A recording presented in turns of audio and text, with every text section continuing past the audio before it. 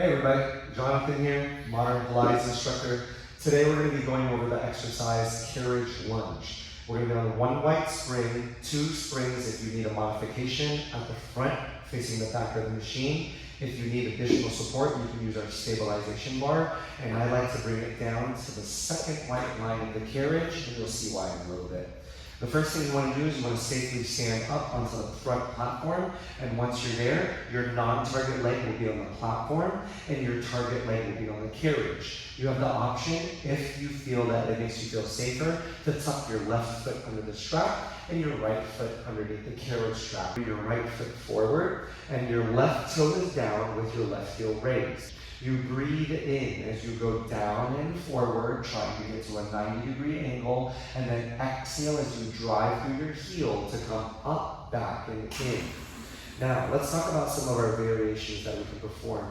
You can go down and you can hold. You can do pulses, pulsing up and in, and down and out. I don't like having clients pulse up and down stationary because they end up bouncing with their toes behind them. So what I would rather have you do in a pulse is to press down with the heel to come up and in 2 inches and then release down and forward 2 inches. A second variation that you can do is a back kick. You're bending the left knee until your left knee is underneath your hip, and then you press through your left toe as you go forward. Breathing in as the knee bends to go back, and then exhaling as you go forward, full range. Second variation you can do is a carriage kick. You lengthen your leg forward, your ankle goes past your knee, and then you drive down through the heel to bring the ankle underneath. Then you can also do a ski jump, hinging forward with your palms and arms at your side, pulsing the arms up and down as you hold an isometric hold. Now, if you want to do something with weights, you can have weights in both of your hands, and then what I tend to teach is as we go down and forward, we bring the weights up and forward with us. As we come up, we bring the weights down and back by our sides. For back kicks, I like to bring your arms up at your sides and then have you go back, holding a back kick. And then as you extend forward, you do a chest press at the same time. Breathing in as you go back, exhaling as you go forward.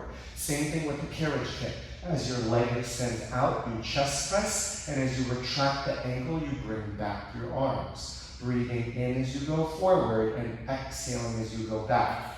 Now, I like to experiment sometimes, and this is more for instructors than clients, but you can challenge yourself, go down low into that 90-degree angle, and rather than going forward with your foot planted, you want to exhale as you lift up the top of your foot, pushing forward with heels, and then slowly bring your foot down and back. Breathe in as you go forward and up. Exhale as you go back. Another thing that you can do is you can use the stabilization bar. So I like to bring it to the second white line rather than having it up in the front.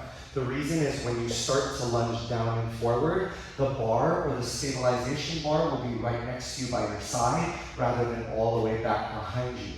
I don't like you to grip the bar with your hand. Some people will tend to lean into it like this. So I prefer your fingers on top for more of a challenge, or your palms on top with maybe your right hand on your hip to make sure that your hips stay squared. And that's all that I have for you today. Thanks for tuning in, and I'll see everybody next time.